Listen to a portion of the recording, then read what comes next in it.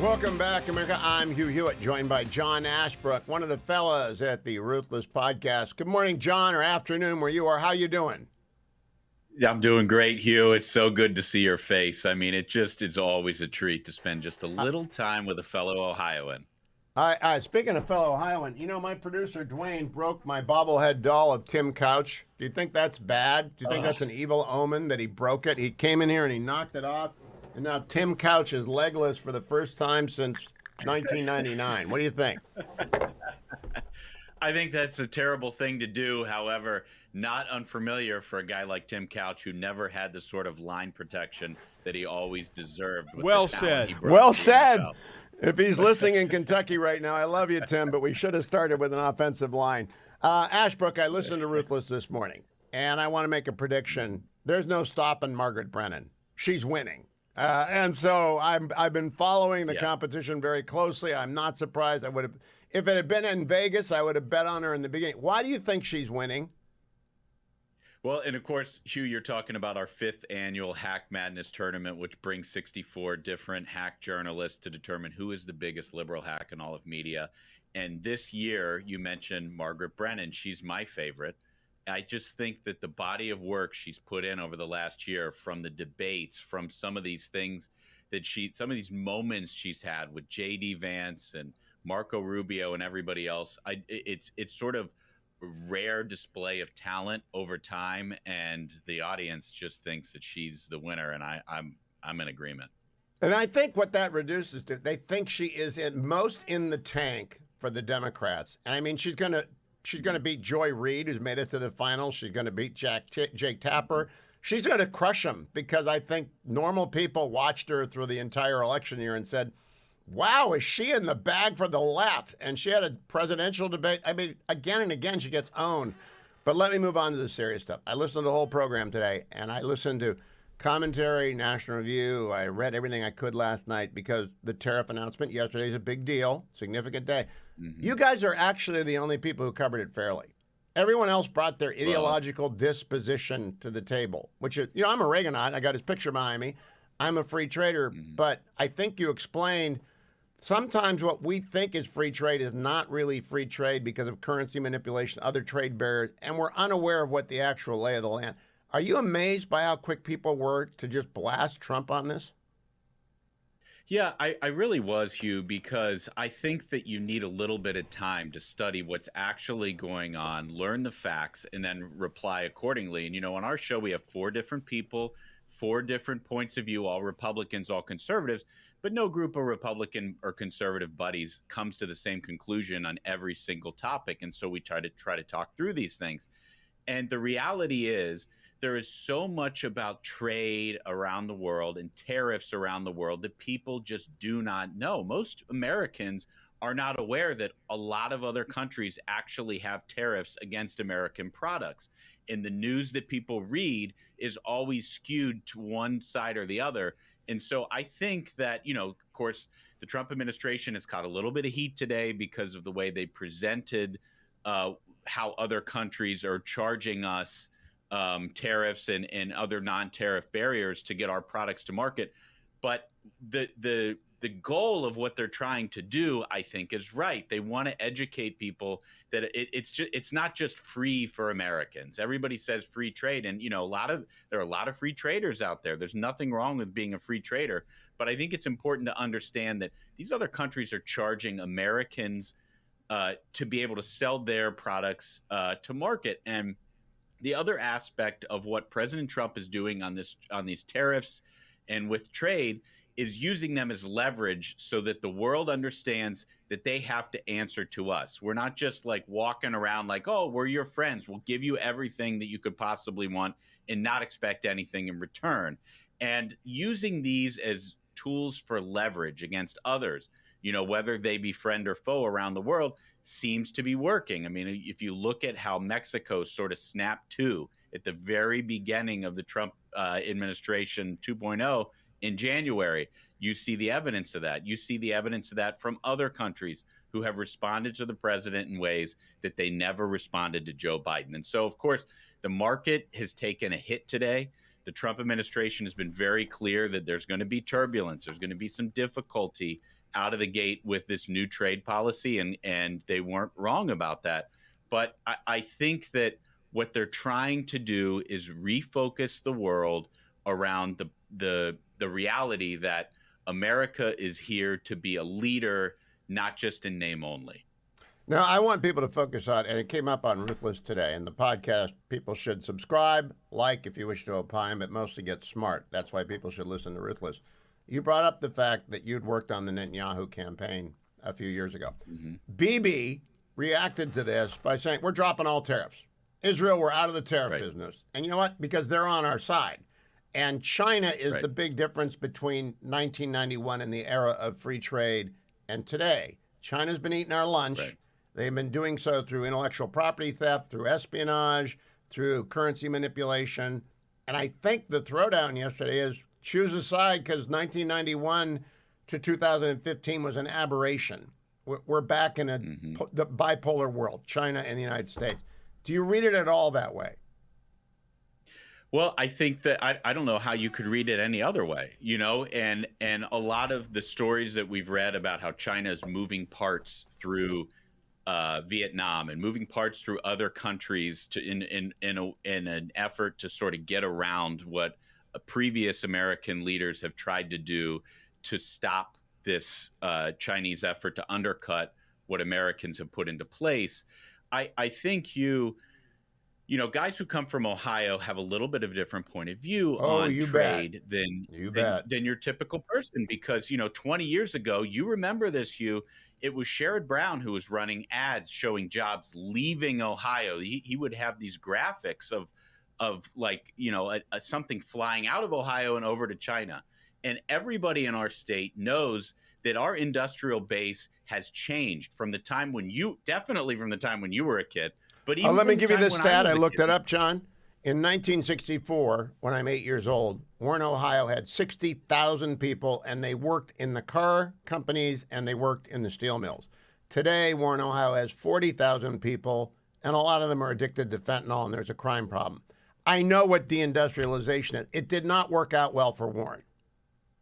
No, it's terrible. And I grew up in a manufacturing family. My dad had a small company that made industrial parts, and I will tell you that you watch the news today, and there's breaking news. I don't know if you maybe already covered it on your show, but General Motors said that they're increasing their production domestically. So you are going to absolutely.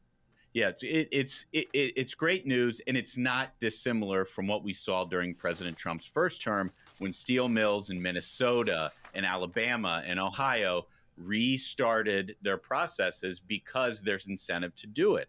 And I think it just means the whole topic means something very different to people from Midwestern Rust Belt states like Ohio than it does to everybody else. Ashbrook, can I keep you for 10 more minutes? I want to do 2 more segments. Have you got 10 minutes? Whatever you want, Hugh. I'm here for you. All right. Ruthless Podcast. Like and subscribe. John Ashbrook may be from Cincinnati, but he does have common sense on things other than the NFL, so stay tuned. I'll be right back on The Hugh Hewitt Show. Okay, I'm back with John Ashbrook, and we'll put this on the podcast, and then he'll be back on the video and the radio for the second and the last segment. John, the president mentioned 2 things yesterday that I caught. Antibiotics. The COVID revealed that our antibiotic supply chain ran through China, which was kind of a stunner to us. And that shipbuilding, China has one shipyard, produces more ships than all the shipyards in the United States. Those are jarring statistics. And I think that's at the heart of the rebalancing you're talking about. Stephen Miller certainly made it so. Are people willing to be persuaded on this? Or does the ideology and the never Trumpism trump everything else in people's mind? Man, the never Trumpism it's a virus. It's a disease. It is so hard for people to overcome. And it's not just affecting Democrats. It affects Republicans. They hear Trump wants to do A. Well, I'm 100% behind B, even if there's someone who had been a conservative or Republican for their entire careers. It's very hard for people to get past that. But I'll tell you, Hugh, what you just talked about on antibiotics and on shipbuilding, those are 2 big issues that America needs to get its head around. I mean, we're the greatest nation on earth. And if we have a problem producing either one of those things, we have a real problem. There's no reason why America can't produce either of those. But what are the barriers impeding that production? A lot of it has to do with regulations. Some of it has to do with cost and labor and healthcare costs and everything, all the other inputs that go into incentivizing somebody to build a business. But over-regulation across various industries has really choked out American production. It definitely is the case in things like antibiotic manufacturing and things like shipbuilding. So the other thing that the Trump administration is doing, it didn't get as much attention yesterday as the tariffs. The other thing that they're doing is eliminating so many extraneous regulations. What Lee Zeldin is doing at the EPA, what amen. Howard Lutnick is doing. I mean, these regulations, they choke out capitalism. They choke out people's desire to build something.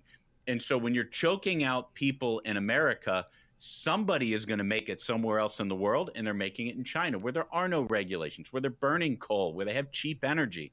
So you reduce the price of energy, you reduce the number of regulations, and all of a sudden, hey, magic, Americans are making things again. And I think that could be one of the great triumphs of this 4 years. And I wish people would just take off their Trump hats or anti-Trump hats and wait and see what happens. It may not work. It might work. But when I come back with John Ashbrook, we're going to talk about the American collection of military force off the coast of Iran. I've never seen anything like this in my life, and I want to know what Ashbrook thinks about it. Don't go anywhere. Welcome back, America. I'm Hugh Hewitt, joined by John Ashbrook, who I've kept, and I'm abusing his time. You should listen to the Ruthless podcast today for the actual only balanced discussion of Liberation Day I've heard anywhere. I really have not heard it anywhere because people bring their ideological baggage to what is, in fact, the policy change. But, John, you didn't discuss this morning because you had a full plate. And by the way, McCormick is great.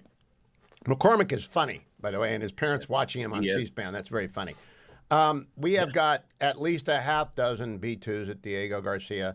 We have 2 full carrier groups within striking range of Iran. We have deployed anti-missile batteries to Bahrain and I believe UAE, and we've sent an A-10 squadron over there. It looks like we're getting ready to pound Iran's nuclear sites into the ground or their oil.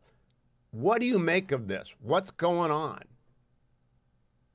I'll tell you, Hugh, what we have in President Trump is a 21st century version of Teddy Roosevelt. Speak softly and carry a supersonic bomb-filled stick. And what I have seen now, I am not a military expert, so I'm not going to pretend to be, but I have seen stories and pictures about American supersonic bombers moving into Diego Garcia, maybe moving close off of the coast.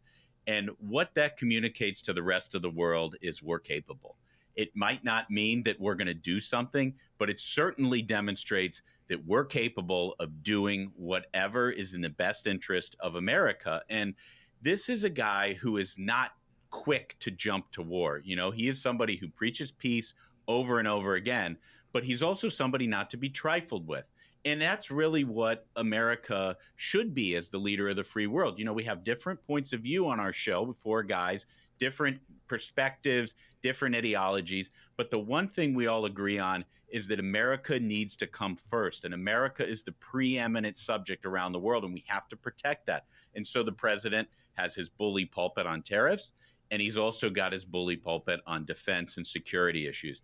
And I just think it is so important for Americans to demonstrate and show what can happen if you do not get in line and respect our authority. Our country is in charge, and we need to act like it. Finally, we have a president who's doing that.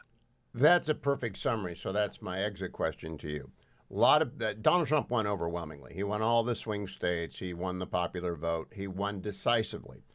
Do you think the people who voted for him are getting what they asked for? Because I've heard, I think it was on an MSNBC clip last night, but Tim Walz saying to Chris Hayes, oh, they've got buyer's remorse. I don't have buyer's remorse. I'm the happiest man in the world. We got a president who acts like a president who isn't incompetent and actually impaired. Do you think the Trump coalition is happy with the first 70 days? I do. Even if they look at their 401k this afternoon and they're like, not looking so great. They are satisfied because of one big thing. Republicans over the last 20 years have promised to do something about the border. They promised to cut government, and no Republican who's been in charge has actually followed through. President Trump is following through. I remember when I started in this business 20 years ago, we were doing events at the border to call for border security. You remember when John McCain was like, build the dang fence. You remember when every single Republican said, oh, we need to cut government over 20 years. And until today, we did not have the dramatic reduction in border crossings and the dramatic reduction in government through DOGE that we have under President Trump. So it's a breath of fresh air. It's exactly what people were wanting. It's what they were hoping for when they heard his message, and he's delivering on it right now. 401k. So last quick question, John. You know the Hill very well. You know politics very well. The big, beautiful bill hangs by a thread. I think Thune will get something through the Senate this week. Will the House go for it? We have to get these tax cuts in order to balance out everything. It has to pass. Do you think it will? I think you said it, Hugh. It has to pass, and there are definitely members of the House who are uncomfortable with various aspects, but they're not the first politicians to come to Washington and find that they're in a situation where they have to accept 75 or 80% of what they want in order to get the most important things done. This president came in with a bold agenda, and he is a freight train moving through this town, and I really, really doubt that any Republican is going to get in his way. From your lips to God's ear. John Ashbrook, one of the fellows on the Ruthless podcast. Thank you, John. Be sure to like and subscribe, not just merely to opine, but actually to be smart. I think it may be the smartest podcast available. And by that I mean... You're kind. They're for pro. No, I'm not kind. I really think I heard finally today someone actually give the objective assessment of what Trump did yesterday. Everybody else is ideologically driven or driven by pro or anti-Trump bias, but Ruthless brings the heat and March Madness, Hack Madness, actually. Stay tuned, America.